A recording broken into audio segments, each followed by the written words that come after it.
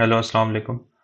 आज हम ऑब्जेक्ट को देखेंगे, साथ में हम स्ट्रिंग की कुछ प्रॉपर्टीज़ देखेंगे और उसके कुछ फंक्शंस देखेंगे। तो शुरू करते हैं नया lesson.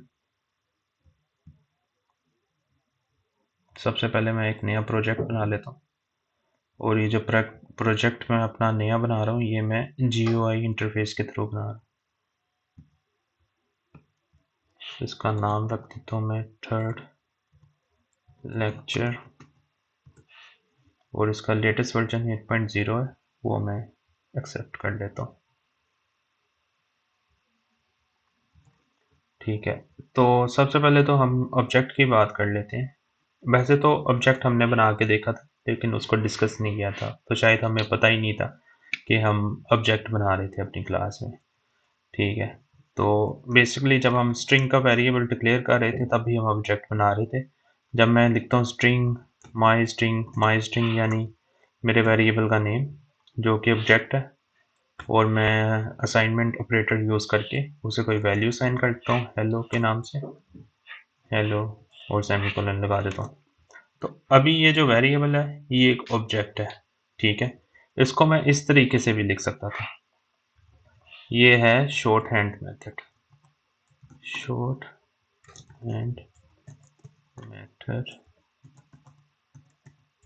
For declaring the string object. ये सिर्फ स्ट्रिंग क्लास के साथ है। अगर मैं इसको इस तरह से लिखूं, स्ट्रिंग माई स्ट्रिंग टू, ठीक है, ये इंटेलिजेंस, ये देखें ये विजुअल स्टूडियो की इंटेलिजेंस है। ये मैंने स्ट्रिंग लिखा तो ये अपने आप मुझे सजेस्ट कर रहा है जो नेक्स्ट वेरिएबल है या नेक्स्ट ऑब्जेक्ट है वो माई स्ट्रिंग टू हो सकता है। तो मैं टैब का बटन दबाऊंगा तो ये अपने आप ऑटो फिल कर देगा। अब मैं न्यू लिख रहा हूँ तो ये अपने आप मुझे देखें सजेशन दे रहा है। ये मैं टैब का बटन दबाऊंगा और ये मुझे जो है सजेशन दे रहा है, लेकिन मैंने ये जो फर्स्ट मेरा स्ट्रिंग है उसकी वैल्यू साइन नहीं करनी, तो मैं इसे एम्प्टी कर देता हूँ। अगर एम्प्टी नहीं करूँगा तो वो मुझे एरर देगा, अलाउ नहीं करेगा।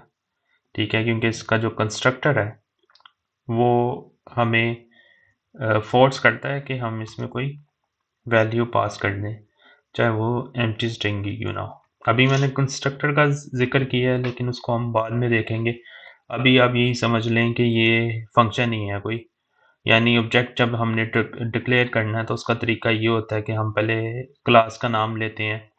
क्लास का नाम लिखने के बाद हम वेरिएबल का नाम या ऑब्जेक्ट का नाम लिखते हैं।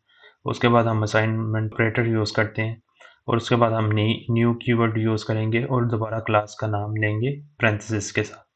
ठीक है, ये नाम हमेशा सेम होगा, कंस्ट्रक्टर का जो नाम है ना वो क्लास की तरह का ही होगा। ये कभी भी ऐसे नहीं होगा 2 3, ठीक है, या कुछ भी डिफरेंट नहीं होगा, वो होगा वैसे ही जो उसका क्लास का नाम है। ठीक है, तो अगर वो डिफरेंट होगा तो वो फिर मेथड होगा, वो कंस्ट्रक्टर नहीं होगा। कंस्ट्रक्टर हमेशा जो है क्लास के नाम पे होगा, और कंस्ट्रक्टर का जो काम होता है वो ये होता है कि वो कंस्ट्रक्टर जो है ऑब्जेक्ट को क्रिएट करके देता है, उसे इनिशिएट करके देता है। विदाउट कंस्ट्रक्टर आप ऑब्जेक्ट बना नहीं सकते। ठीक है, तो ये ट्रेडिशनल,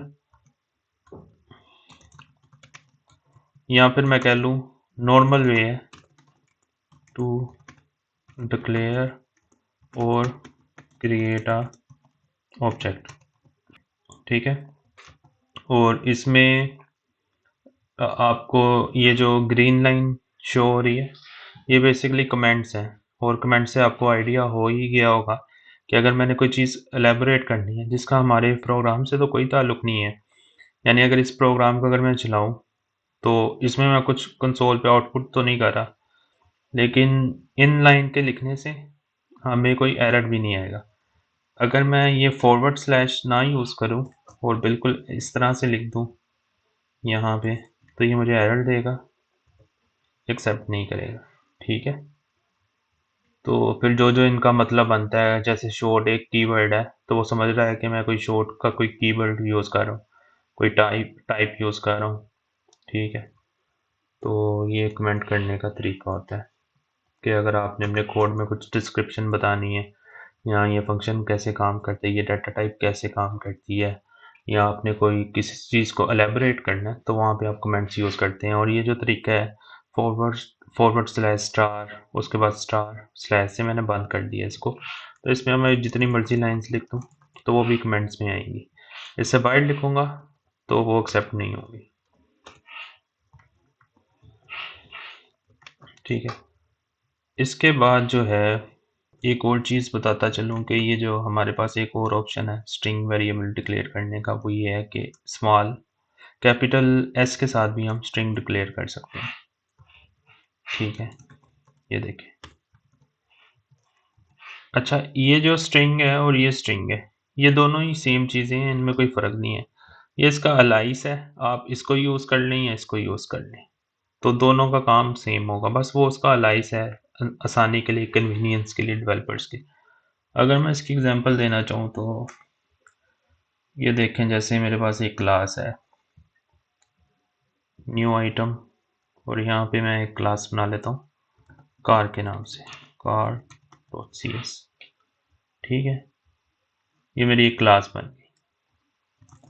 और अगर मैं इस क्लास का ऑब्जेक्ट बनाना चाहूँ तो मैंने आपको बताया जो नॉर्मल वे है क्लास का, किसी भी क्लास का ऑब्जेक्ट बनाने का, वो ये है कि मैं क्लास का नाम लिखूँगा, साथ में ये मुझे सजेशन दे रहा है, ये देखें। तो मैं इसे कह देता हूँ माई कार, ऑब्जेक्ट को कह देता हूँ माई कार। ठीक है, ये मैंने अब अपना एक ऑब्जेक्ट बना लिया क्लास नाम का, वो इसने बना के दे दिया मुझे, कोई मसला नहीं। ठीक है, लेकिन अगर मैं चाह रहा हूँ कि मैं इसका लाइस यूज़ करूँ, ठीक है, तो मैं क्या करता हूँ, यहाँ पे मैं यूज़ कर लेता हूँ इसकी नेम स्पेस और साथ में समझा देता हूँ। तो अब क्या, अगर मैं कार लिखूँगा स्मॉल में और माई कार 2 लिखूँगा तो वो भी एक्सेप्ट हो जाएगी। ठीक है, ये मैंने अलाइस बना लिया, ये एक अल्टरनेटिव वे आपको दिखा दिया।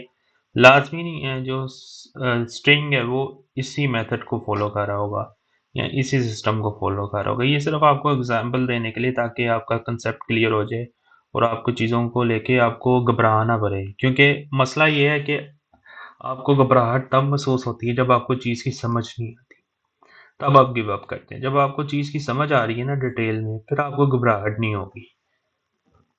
ठीक है, तो इसके अलावा जो है मैंने आपको बताया था, ये जो हमारा स्ट्रिंग होता है ना, इसकी लिमिट नहीं होती। लिमिट से मुराद इसमें नंबर ऑफ लाइंस में लिख सकता हूँ, और जितना मेरा मेमोरी का साइज़ है या जितनी मेरी मेमोरी मेरे पास अवेलेबल है या जितनी मेमोरी डॉट नेट अलाउ करता है, सपोर्ट करता है, उतनी मेमोरी जो है ना मैं कंज्यूम करवा सकता हूँ अपने स्ट्रिंग को। तो अगर मैं इसको राइट लाइन करता हूँ तो कोई मसला नहीं है, वो इसको राइट करवा देगा जितनी भी लाइन करेक्टर्स हैं। देखें सब के सब। अब मैं चाहता हूँ कि करेक्टर्स कितने हैं, तो मैं लेंथ की एक प्रॉपर्टी यूज़ कर लेता हूँ। अच्छा, तो क्योंकि मैंने आपको बताया था कि जो क्लास है उस क्लास के अंदर हम प्रॉपर्टी डिफाइन करते हैं, जिसे हम एट्रीब्यूट भी कह सकते हैं, खसूसियात भी कह सकते हैं किसी ऑब्जेक्ट की, और साथ में हम फंक्शन भी डिफाइन कर सकते हैं। हम फंक्शन नहीं भी डिफाइन कर भी सकते हैं, प्रॉपर्टी भी नहीं भी डिफाइन कर भी सकते हैं। जैसे ये कार क्लास, इसमें ना कोई प्रॉपर्टी डिफाइन की है ना मैंने कोई फंक्शन डिफाइन किया, लेकिन ये क्लास तो है एक। ठीक है ना, इसका ऑब्जेक्ट भी बन सकता है। इसका ऑब्जेक्ट क्यों बन रहा है, वो इसके डिफॉल्ट कंस्ट्रक्टर की वजह से बन रहा है, जो कि यहाँ पे शो नहीं हो रहा। वो ज़रा दरअसल इस तरह से होता है, ये देखो, ये अगर मैं लिख दूँ कोई फ़र्क नहीं पड़ता, अगर ना लिखूँ तो भी उससे कोई फ़र्क नहीं पड़ता। लेकिन मैं इसे अगर ऐसे करता हूँ, कार टू करता हूँ, तो वो कहेगा कि ये मेथड है, अब ये कंस्ट्रक्टर नहीं रहा। कंस्ट्रक्टर हमेशा क्लास के नाम का ही होगा। ठीक है, तो जो ये हमारा ऑब्जेक्ट है, जो माई स्ट्रिंग है, जिसको हम आम फहम सादा ज़ुबान में हम इसे वेरिएबल कह रहे हैं स्ट्रिंग टाइप का। ठीक है, तो इस ऑब्जेक्ट को एक्सेस करने के लिए हम डॉट, इसकी जो प्रॉपर्टी है फंक्शन को एक्सेस करने का हम डॉट पीरियड का करैक्टर यूज़ करते हैं। तो अब ये देखें, जैसे मैंने डॉट लगाया तो मेरे पास ये मेथड्स की लिस्ट आ गई है। और अगर मैं इसको स्पेसिफाई कर लूँ इन सबको, तो ये देखें, ये प्रॉपर्टीज़ आ गई इसकी, ये इसके फंक्शंस आ गए, और ये इसके एक्सटेंशन मेथड आ गए। ठीक है, एक्सटेंशन मेथड्स ऐसे होते हैं जिनको हम एक्सटेंड कर सकते हैं। ठीक है, ये ज़रा डिपेंडेंसी इंजेक्शन की तरफ बात चली जाएगी, या फिर ये थोड़ी लूज कपलिंग और टाइट टाइट कपलिंग की तरफ बात चली जाएगी। तो इसको भी हम नहीं छेड़ेंगे। जैसे मैं कंस्ट्रक्टर का जिक्र ज़रा रिजर्व होकर कर रहा था, क्योंकि मैं नहीं चाहता मैं कोई ऐसा वर्ड बोलूँ जो कि आपको परेशान करे। तो अभी ये देखें, मैंने डॉट लगाया है, तो ये पॉसिबल मेथड्स प्रॉपर्टीज इसकी आ गई हैं, और ऊपर स्टार इसलिए आ रहा है कि ये बता रहा है कि ये जो रिप्लेस का फंक्शन है ना, ये सबसे ज़्यादा यूज़ होने वाला है, या सबसे ज़्यादा पॉसिबिलिटीज़ की है रिप्लेस की। ये सजेशन दे रहा है, अपने आप दे रहा है, इसकी इंटेलिजेंस दे रही है विजुअल स्टूडियो की। तो मैं क्या करता हूँ, मैं इसकी लेंथ चेक कर लेता हूँ कि इसकी लेंथ कितनी है, क्योंकि स्ट्रिंग एक ऑब्जेक्ट है तो उसकी एक प्रॉपर्टी हो सकती है, और स्ट्रिंग की प्रॉपर्टी हो सकती है उसकी लेंथ के नंबर ऑफ कैरेक्टर कितने हैं, या स्ट्रिंग की प्रॉपर्टी हो सकती है उसका इंडेक्स इंडेक्स कौन सा है। ठीक है ना, तो लेंथ को चेक करते हैं कितनी लेंथ है इसकी। वो कहता है ये 6460 करेक्टर्स हैं। ठीक है, तो अगर हमें स्ट्रिंग की लेंथ जाननी तो हम वो लेंथ की प्रॉपर्टी से जान लेंगे। ठीक है, और इसके अलावा मैंने आपसे बात की इंडेक्स की भी। तो इंडेक्स क्या है, ये देखें, ये हमारा स्ट्रिंग है, ये मेरा नाम है। ठीक है, अब ये जो नाम है, ये क्या है कि जैसे बुक होती है, उसकी पेजेस होते हैं, उसकी इंडेक्सिंग हुई होती है। ठीक है, page number 1, page number 2, page number 3। तो इसी तरह ये जो मेरा स्ट्रिंग है, क्या है कि इसका फर्स्ट इंडेक्स है, सेकंड है, थर्ड है, फोर्थ है, फिफ्थ है, सिक्स्थ है और सेवन्थ है। तो टोटल कैरेक्टर कितने हो गए? 7 हो गए, 7 आ गया। लेकिन जो कंप्यूटर है वो ज़ीरो को भी वैल्यू देता है, और जो नंबरिंग है वो ज़ीरो से स्टार्ट होती है। तो अगर मैं बात करूं इसके इंडेक्स की, और मैं पूछूं इसे, ये स्क्वायर ब्रैकेट का मतलब है कि ज़ीरो इंडेक्स में क्या भरा हुआ है, तो वो मुझे कह देगा के भरा हुआ है। अगर मैं इससे पूछूं कि सेकंड इंडेक्स यानी 1 में क्या भरा हुआ है, तो वो कहेगा एच भरा हुआ है। ठीक है, और अगर मैं लास्ट करेक्टर करना चाहूँ तो 6 करूँगा। अभी 7 एंटर करके देखते हैं क्या होता है। वो कहेगा ये आउट ऑफ बाउंड्री हो गया, ये देखें आउट ऑफ रेंज हो गया। ठीक है, तो ये उसने हमें रन टाइम में एरर दिया। इसका मतलब कुछ एरर ऐसे हैं जो कि हमें कंपाइल टाइम पे आएंगे, जब हम अपना कोड कंपाइल कर रहे हैं, लिख रहे हैं। जैसे मैं इधर सिंटैक्स एरर डाल देता हूँ, तो सिंटैक्स एरर ज़्यादातर कंपाइल टाइम होती है, क्योंकि सिंटैक्स ही कंप्लीट नहीं हो रहा। लेकिन ये जो एरर है, ये रन टाइम पे है, ये वो खुद से चला के नहीं देख रहा। ये जब प्रोग्राम चलेगा, वो इसके 7th इंडेक्स के पास जाएगा, वो उसे एक्सेसिबल नहीं होगा, तो वो आपको एक स्टैंडर्ड एरर दे देगा, जो कि सिस्टम क्लास ही थ्रो करेगी index out of range exception देगा। ठीक है, तो अभी माइक्रोसॉफ्ट की डॉक्यूमेंटेशन भी हम देख लेते हैं। कल हमने, अच्छा, ये लेंथ वाला हमने आज देख लिया, इसमें भी इसने लेंथ का जिक्र किया हुआ है। कल मेरे ख्याल से हमने यहाँ तक देखा था, इंटरपोलेशन तक। अभी हम आगे चलते हैं, और अब इसके कुछ मेथड्स देख लेते हैं। ठीक है ना, जैसे ये ट्रिम का मेथड है, इसको डिस्कस कर लेते हैं कि ट्रिम करता क्या है। ठीक है, ये इम्पोर्टेंट फंक्शन है ट्रिम का। ये इंटरव्यू क्वेश्चंस में भी समटाइम यूज़ हो जाता है, और अक्सर ऐसे आपके एग्ज़ाम में भी आ जाता है। ठीक है, तो वैसे तो मेथड्स बहुत ज़्यादा हैं, लेकिन अगर आपको एक मेथड भी आ गया ना, आपको समझ आ गई बात की, तो फिर आप कोई भी मेथड एक्सेस करके उस पर ऑपरेशन करके देख सकते हैं। तो ये जो माइक्रोसॉफ्ट का कोड है, उन्होंने स्टार्ट ट्रिम, एंड ट्रिम और ट्रिम की एग्जांपल दी हुई है। ठीक है, और यहाँ पे ये देखें इंटरपोलेशन यूज़ की हुई है उन्होंने, और ये स्क्वायर ब्रैकेट सिर्फ आपको बात समझाने के लिए लगाए हुए हैं। तो इसको मैं थोड़ा सा सिंप्लीफाई कर लेता हूँ।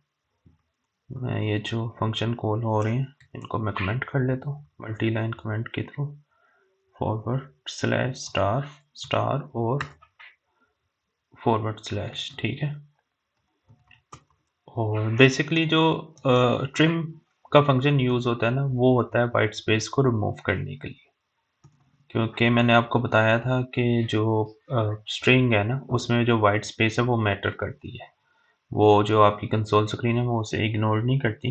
तो अगर वाइट स्पेस को आप रिमूव करना चाह रहे हैं, कई ऐसी सिचुएशन आती है जहाँ पे आपको स्ट्रिंग किसी टेबल से, किसी डाटा से, किसी सोर्स ऑफ डाटा से आपको रिसीव हो रही होती है और आप वो स्पेस नहीं चाहते, तो आप वो स्पेस को ट्रिम करवा देते हैं, उसको रिमूव करवा देते हैं। ठीक है, क्योंकि स्पेस की वहाँ पे ज़रूरत नहीं होती। तो मैं सबसे पहले ऐसा करता हूँ, मैं ट्रिम का फंक्शन यूज़ करके देखता हूँ। ठीक है, ये मैंने कंसोल डॉट राइट लाइन के अंदर ही यूज़ कर लिया। तो ये दोनों साइड से जो स्पेस है वो रिमूव कर देगा, ये देखें। ठीक है, और इसमें एक चीज़ इम्पोर्टेंट ये है कि ये देखें, अगर मैं इस पे ट्रिम ऑपरेशन करता हूँ और उसके बाद मैं दोबारा ग्रेटिंग डिस्प्ले करवाता हूँ, ये देखें इसने जो मेरे वेरिएबल है उसकी स्टेट या उसका डाटा चेंज नहीं किया ट्रिम ने, वो वैसे का वैसा ही है। लेकिन ऊपर जब मैंने ऑपरेशन किया था तब इसने ऑपरेशन करवा के दिखा दिया था मुझे, लेकिन नीचे इसने चेंज नहीं किया। अगर मुझे इसमें परमानेंट चेंज करना है तो फिर मुझे वही काम करना पड़ेगा कि मुझे इसकी वैल्यू साइन करानी पड़ेगी। यानी ये ट्रिम का ऑपरेशन करेगा और ये जब ऑपरेशन कर लेगा ना तो ये मुझे एक स्ट्रिंग रिटर्न करा देगा। ये देखें, ये F12 में गया हूँ ना मैं, ये देखें ये ओपन सोर्स है ना। अगर मैं F12 नहीं दबाता, ये देखें मैं गो टू डेफिनेशन पे चला जाता हूँ, इसका कोड हमें दिख रहा है सी शार्प में ना। तो ये देखें ये क्या कर रहा है, ये कुछ चेक लगा रहा है, उसके बाद ये हमें स्ट्रिंग रिटर्न करवा देता है। ये इधर भी एक फंक्शन यूज़ कर रहा है, इसमें भी हम जा सकते हैं। ठीक है, हम बड़ी डेप्थ में जाके इसको देख सकते हैं। तो ये इसने क्या किया, इसने हमें स्ट्रिंग यहाँ पे रिटर्न करवा दिया। ठीक है, और क्योंकि मैं असाइनमेंट ऑपरेटर यूज़ कर रहा हूँ तो ये जो राइट साइड वाली स्टेटमेंट है ये पहले वैल्यूएट होगी और लेफ्ट वाली बाद में होगी। तो ये जो वैल्यू है वो इसके अंदर स्टोर हो जाएगी और यहाँ पे अब जब मैं वैल्यू देखूंगा तो वो सेम होगी दोनों की। ठीक है, तो एक तो ये हो गया हमारा। फिर हम देख लेते हैं greeting dot trim start. Simple है, जो फर्स्ट वाला है उसको ट्रिम कर देगा और एंड वाले को हम करेंगे, लेकिन हमें कोई खास फर्क नहीं नज़र आएगा। उसकी रीज़न ये है कि जो उसकी एंड वाली साइड है ना, उसमें तो ऑलरेडी वैसे स्पेस होती है, तो हमें डिफरेंस नहीं समझ आएगा। वैसे उसने कर दिया होगा ट्रिम एंड वाली जगह यहाँ पे, लेकिन कोई खास फर्क नहीं पड़ेगा हमें डिस्प्ले के लिहाज से। ठीक है, तो ये सेम जो कोड है वो उसने प्रिंट किया हुआ है, लेकिन उसने स्क्वायर ब्रैकेट डाले हुए थे और इंटरपोलेशन यूज़ की हुई थी। तो जो नए यूज़र हैं उन्हें समटाइम इतनी क्लियर समझ नहीं आती। ठीक है, स्क्वायर ब्रैकेट से हमें ज़रा ज़्यादा आइडिया हो रहा है कि ये देखें ये यहाँ पे इसने स्टार्टिंग में ट्रिम कर दिया है, इधर इसने जो है एंड पे ट्रिम करा दिया और इधर इसने सब जगह ट्रिम करा दी है। ठीक है, और अब हम चलते हैं आगे। इसके साथ इसने एक रिप्लेस का भी मेथड यूज़ किया हुआ है, इसको भी देख लेते हैं। ठीक है, तो रिप्लेस का मेथड देख लेते हैं। एक वेरिएबल लिया हुआ है इसने हेलो के नाम से, और हेलो ये जो पूरा जो हमारा स्ट्रिंग है ये हेलो वर्ड है। तो इसने क्या किया हुआ है, हेलो को रिप्लेस किया हुआ है ग्रीटिंग के साथ। पहले देख लेते हैं इसकी आउटपुट। हमारी आउटपुट थी हेलो वर्ड, तो इसने हेलो को रिप्लेस कर दिया ग्रीटिंग के साथ। अच्छा, अगर मैं इसको ऐसे कर दूं, हेलो स्मॉल में कर दूं, तब क्या आउटपुट आएगी? अब रिप्लेस नहीं करेगा, ये देखें हेलो वर्ड। अब उसने ग्रीटिंग को रिप्लेस नहीं किया, क्योंकि ये जो मैच है ये एग्जैक्ट होना चाहिए आपका। अगर उसे एग्जैक्ट वर्ड नहीं मिलता तो वो उसको रिप्लेस नहीं करेगा। ठीक है, ये देखें, अगर मैं ये एलो करके देखता हूँ, एच उड़ा देता हूँ, तो वो जो ये जो एलो है, ई डबल एल ओ, उसको उसने रिप्लेस कर दिया, लेकिन जो बाकी एच है उसको उसने रिप्लेस नहीं किया। तो जो एग्जैक्ट आप दोगे, इवन के अगर मैं इसको ई दे देता हूँ,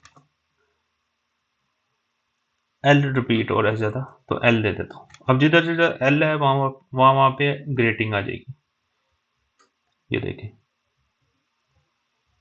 ठीक है, अच्छा इसमें एक मैं आपको चले वो आगे जाके मैं आपको एक टास्क भी दूंगा। ठीक है, अभी इसका एक और देख लेते हैं। और कोई, ये जो अपर है लोअर है, ये तो मैंने ऑलरेडी जो है आपके साथ डिस्कस किया था लास्ट लेसन में, आपको दिखाया हुआ। और इसको भी देख लेते हैं चला के। अगर मैं अपर कर दूंगा तो वो अपर में शो करवा देगा, और अगर मैं लोअर कर दूंगा तो वो लोअर में शो करवा देगा स्ट्रिंग। ठीक है, ये देखें। तो ये आपने क्या करना है, आपने खुद से भी ऐसे डॉट लगा के आपने फंक्शन को ढूंढना है, टू अपर टू लोअर। ठीक है, और भी बड़े फंक्शन है यहाँ पे जो कि आप ज़रूरत के मुताबिक यूज़ कर सकते हैं, लेकिन बेहतर ये है कि आप एटलीस्ट ये जो फंक्शन यहाँ डिस्कस हो रहे हैं, यहाँ मैं आपको जो लेक्चर में करा रहा हूँ, वो तो आप एटलीस्ट डिस्कस देख लेना चला के। तो नेक्स्ट पे चलते हैं। ठीक है, तो अभी यहाँ पे वो सर्च स्ट्रिंग की बात कर रहे हैं। ठीक है, तो इसको भी देख लेते हैं। console.writeLine contains। ठीक है, अब इसमें भी वही सीन है, ये देखें, ये एक सॉन्ग लिरिक्स का नाम का वेरिएबल है, और इसमें मैं गुड बाय और ग्रीटिंग सर्च कर रहा हूँ। लेकिन इसमें डिफरेंस ये है कि जब मैं इस फंक्शन को चलाऊंगा तो ये मुझे रिटर्न करेगा बूलियन। बूलियन का मतलब ट्रू और फॉल्स। या तो स्ट्रिंग मिल गया या नहीं मिला। तो पहला उसका यस हो जाएगा, नीचे वाला फॉल्स हो जाएगा। ठीक है, और इसमें भी ऐसे ही, अगर मैं जी बरा कर दूंगा तो ये सर्च नहीं कर पाएगा, फॉल्स कर दिया। हालांकि गुड बाय वर्ड वहाँ मौजूद है, लेकिन फिर भी उसने उसे फॉल्स कर दिया क्योंकि एग्जैक्ट मैच नहीं हो रहा। और इसका भी वही सीन है, अगर मैं ओडी बाय करता हूँ तो वो ट्रू कर देगा, क्योंकि वो जो ये इटसेल्फ जो ये सब स्ट्रिंग है ये एग्जिस्ट करती है। ठीक है, इधर से सब स्ट्रिंग का कंसेप्ट भी आता है कि ये जो मेरे पास पूरी स्ट्रिंग है, इसकी सब स्ट्रिंग ये हो सकती है, इसकी सब स्ट्रिंग ये हो सकती है, इसकी सब स्ट्रिंग ये हो सकती है। तो एक सब स्ट्रिंग का फंक्शन भी होता है, उसको भी कॉल करके देख लेते हैं। ठीक है, तो मैं ऐसा करता हूँ, इसी में स्टोर करवा देता हूँ, या मैं एक नया वेरिएबल ले लेता हूँ, माई सब स्ट्रिंग। वैसे वेरिएबल ऐसे ज़्यादा अच्छा रहेगा हमारा।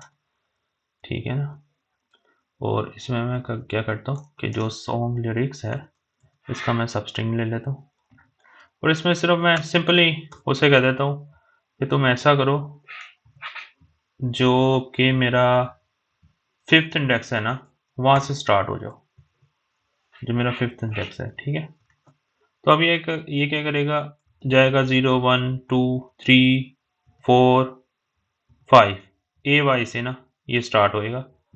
और मुझे इसको मैं प्रिंट भी करा लेता हूँ, तो ए वाई से वो मुझे सब स्ट्रिंग बना के दे देगा।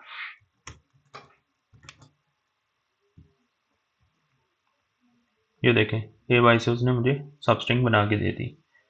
ठीक है, तो ये कंसेप्ट है सब स्ट्रिंग का और ये फंक्शन भी यही यूज़ होता है और इसके डिफरेंट जो हैं और जो है ओवरलोडेड मेथड है कि आप इसमें डिफरेंट पैरामीटर पास करके डिफरेंट ऑपरेशन कर सकते हैं।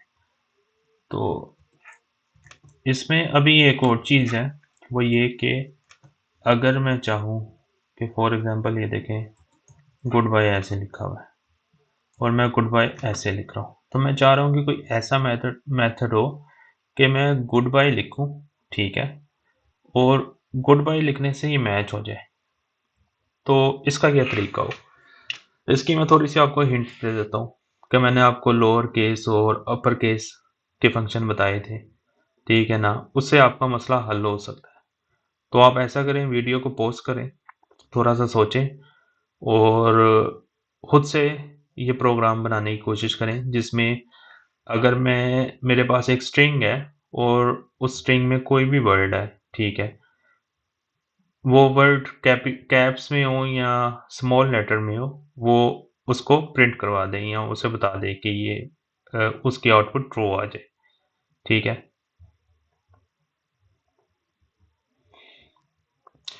उम्मीद है आपने जो है प्रोग्राम बना लिया होगा, लेकिन फिर भी मैं आपको इसकी आउटपुट दिखा देता हूँ, ठीक है। तो हम क्या करेंगे, हम जो हमारे पास जो सॉन्ग लिरिक्स है उसको हम लोअर केस में कन्वर्ट कर लेंगे, ठीक है। ये देखें, ये मैंने लोअर में कर लिया और इसको भी मैं टू लोअर में ले जाऊंगा, ठीक है। अब मैं लिख देता हूँ गुड बाय, अब ये मुझे ट्रू दे देगा, ये देख, और जो मेरा स्ट्रिंग है उस पे भी कोई फर्क नहीं पड़ेगा, वो वैसे का वैसा ही है, क्योंकि मैंने क्या किया कि मैंने एक टू लोअर का फंक्शन कॉल किया, तो उसके जितने भी करैक्टर थे उसने स्मॉल लेटर में कर दिए और ये मैंने कहीं पे स्टोर नहीं करवाया, ये फंक्शन यहीं कॉल हुआ यहीं रिटर्न करवा दिया उसने। फंक्शन का सोल है, जिधर कॉल होगा वो उसी जगह पे उसे आपको रिटर्न कराएगा, ठीक है ना। वो ऐसे नहीं कि ऊपर निकल जाए नीचे निकल जाए, वो यहाँ ही आएगा। और उसके बाद इसके ऊपर एक कंटेन का फंक्शन यूज हो रहा था, ठीक है। कंटेन के फंक्शन के अंदर मेरे पास एक स्ट्रिंग ऑफ करैक्टर था, ठीक है, स्ट्रिंग था गुड बाय के नाम से, तो इसको भी मैंने लोअर केस में कर लिया। अब ये भी लोअर केस में, ये भी लोअर केस में, तो ये मैच हो जाएगा, ठीक है। तो आगे चलते हैं। अच्छा, यहाँ पे इसने हमें एक चैलेंज दे दिया, ठीक है, चैलेंज भी देख लेते हैं। कहता है there are two similar methods start with and end with that also search for sub string in a string. Sub string का मैंने आपको बताया, यानी वो कह रहा है कि इसके अलावा भी दो मेथड हैं, एक स्टार्ट विद है और एंड विद है, जो कि स्ट्रिंग के सब स्ट्रिंग को मैच करता है, क्योंकि कंटेन में हम सब स्ट्रिंग देख रहे हैं ना, any part of character is a sub string. और तो कहते हैं these find a sub string at the beginning और द एंड, ठीक है। और तो try to modify the previous example to use start with and end with, ठीक है। कहता है इसको स्टार्ट विद और एंड विद से करके दिखाओ। पहले तो इसको ये वैसे कॉपी तो है, लेकिन हम क्योंकि लोअर और अपर यूज़ किया था, तो इसको मैं दोबारा से पेस्ट कर देता हूँ। और साथ में हमें कह रहा है try to modify the previous sample start with और एंड। अच्छा, जो स्टार्ट मैंने करना है, स्टार्ट विद का फंक्शन यूज़ करना है, वो मैंने यू या फिर गुड बाय से यूज़ करना है। तो मैं दोनों लिख देता हूँ, यू एंड गुड बाय, ठीक है। स्टार्ट विद आ गया भैया, आ गया, सीधा टल्ली आ गया। अच्छा, और ये हमने कर दिए you and goodbye, goodbye. और ये हम कर देते हैं एंड विद, ठीक है। तो चाचा जी की जो रिक्वायरमेंट है वो हमने पूरी कर ली। जैसे उन्हें चाहिए हम वैसे ही देंगे, कोई टेंशन नहीं है।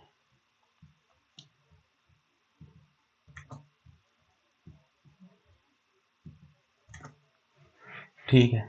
अच्छा, अब क्या होगा, स्टार्ट विद तो यू से स्टार्ट हो रहा है, तो ये फॉल्स हो जाएगा मेरे अंदाजे से। तो देखते हैं क्या आउटपुट निकलती है।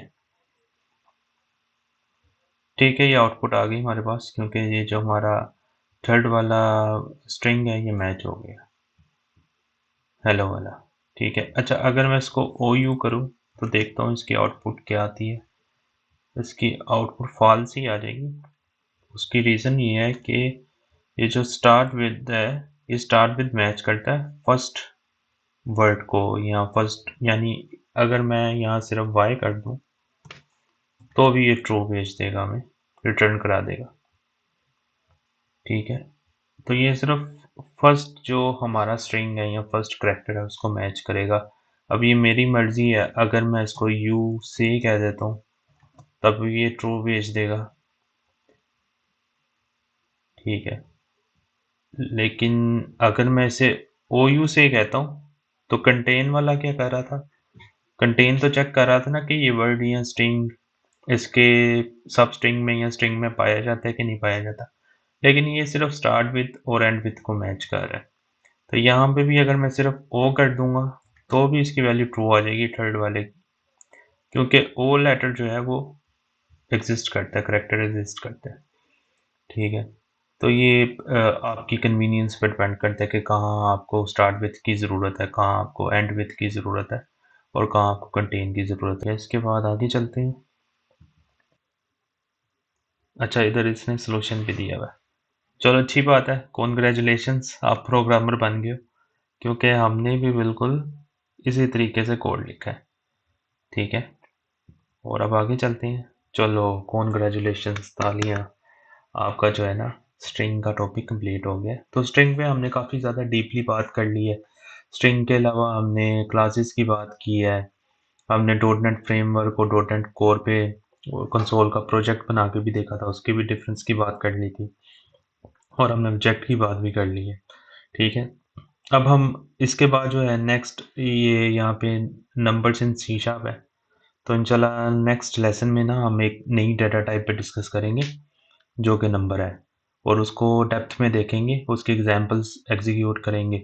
और जो मैंने फर्स्ट लेसन में आपको प्रोग्राम बताया था ना, इंशाल्लाह हम उस पे भी काम करेंगे। और उस प्रोग्राम, अगर मैं आपको स्टार्टिंग में शुरू करा देता वो प्रोग्राम, तो आपको ये चीज़ें समझ नहीं आनी थी। हमने कंसोल डॉट राइट लाइन तो लिख रहा होना था, लेकिन आपको पता ही नहीं होना था कि कंसोल क्लास क्यों है या राइट लाइन फंक्शन क्यों है और हम यूज़ क्यों कर रहे हैं। ठीक है। तो वो हमने डिस्कशन अपनी कर ली है, स्ट्रिंग हमने डिस्कस कर ली है। ठीक है ना। अब इंशाल्लाह हम ये अपनी बाकी डाटा टाइप देखेंगे, इंटीजर है, डेसिमल है, फ्लोट है, डबल है। ठीक है, ये हम डाटा टाइप्स देखेंगे। डाटा टाइप्स के बाद हमारा प्रोग्राम बन जाएगा, क्योंकि उस प्रोग्राम में हम बेसिक फंक्शन ये कर रहे हैं, एक तो हम प्रिंट करा रहे हैं टेक्स्ट, और प्रिंट के अलावा जो है ना हम वो जो है वो सम करवा रहे हैं टीचर का। और कुछ थोड़ा सा मज़े का काम कर लेते हैं, क्योंकि ये जो हमारा स्ट्रिंग का टॉपिक है ये ख़त्म हो रहा है। वैसे तो ये स्ट्रिंग से रिलेटेड नहीं है, लेकिन कोई नहीं, चलो थोड़ा सा शुगल भी लगा लेते हैं। अच्छा, मैं लिखता हूँ स्ट्रिंग, माई स्ट्रिंग, और मैं लिखता हूँ कॉन्ग्रेचुलेशन, सी यू लेटर। और मैं क्या करता हूँ, स्ट्रिंग का ना कलर और बैकग्राउंड चेंज कर देता हूँ। तो मैं कंसोल क्लास को कॉल करता हूँ, क्योंकि कलर जो है चेंज होगा वो कंसोल पे होगा। तो कंसोल क्लास को मैं कॉल करता हूँ कंसोल। पहले मैं बैकग्राउंड का कलर चेंज कर देता हूँ, बैकग्राउंड में रख देता हूँ कंसोल कलर, कंसोल कलर, और इसको मैं वाइट कर देता हूँ। ठीक है। और फिर मैं फोरग्राउंड करता हूँ, तो फोरग्राउंड जो है वो मैं ग्रीन कर देता हूँ। और इसको मुझे डिस्प्ले भी करवाना पड़ेगा, वो मैंने करा दिया। और साथ में जो है मैं एक और काम करता हूँ, मैं इसको कंसोल डॉट रीसेट कलर के नाम से इसको मैं रीसेट भी कर देता हूँ मैसेज के बाद। तो दी एंड, ये हमारा दी एंड हो गया। और यहाँ पे जो है ना 1 लगा दिया, नया वेरिएबल है ना, सेम नहीं हो सकता नहीं। इसको भी मैं प्रिंट करा लेता हूँ, ठीक है। कंसोल डॉट राइट लाइन, ठीक है। और ये वेरिएबल मैंने यहाँ पे प्रिंट करवा लिया। कंसोल डॉट रीड की या रीड लाइन की ज़रूरत नहीं है, ये ASP.NET कोर है तो वो अपने आप मुझे ऑप्शन दे देगा कि प्रेस एनी की का। और साथ में मैं यहाँ पे कुछ टैब भी लगा देता हूँ ताकि जो मेरा टेक्स्ट है थोड़ा सा सेंटर में अच्छा लगे। तो अब इसको चलाते हैं, ये देखें बैकग्राउंड जो है हमारा वाइट में है और जो फोरग्राउंड है वो हमारा ग्रीन में। इसको हम ऑपोजिट भी कर सकते हैं। अगर मैं इसको ग्रीन कर लूँ और फोरग्राउंड में वाइट कर लूँ तो थोड़ा ज़्यादा अच्छा लगेगा, ठीक है। तो ये देखें अच्छा है, ठीक है। चले, बहुत शुक्रिया देखने के लिए। तो प्रोग्रामिंग इतनी बोर्ड नहीं है, इसमें हम बड़ी मज़े मज़े की चीज़ें भी कर सकते हैं। तो जैसे जैसे हमारी लर्निंग ज़्यादा होती जाएगी हमें चीज़ें समझ आती जाएंगी, ठीक है ना। अब जैसे ये देखें, ये कॉर्नर में अगर मैं यहाँ पे स्पेस दे दूँ तो ये और प्यारा हो जाएगा टेक्स्ट, ठीक है ना। ये देखें, तो जैसे जैसे हम आगे सीखते जाएंगे तो हम नई नई चीज़ें ट्राई करेंगे। और प्रोग्रामिंग एक फ़न है, अगर इसको फ़न लेके समझें। अगर आपको चीज़ें समझ आ रही हैं तो आपके लिए फ़न है, अगर आपको चीज़ें समझ नहीं आ रही तो आपके लिए फ़न नहीं है। तो मज़ीद इसमें देखेंगे। तो आपका कोई क्वेश्चन है तो कमेंट करें, वीडियो अच्छी लग रही है तो लाइक करें या सब्सक्राइब करें ताकि मुझे आइडिया हो कि कितने लोग इसे देख रहे हैं और कितने लोग इसे पसंद कर रहे हैं। बहुत शुक्रिया आपका, थैंक यू सो मच, अल्लाह हाफिज़।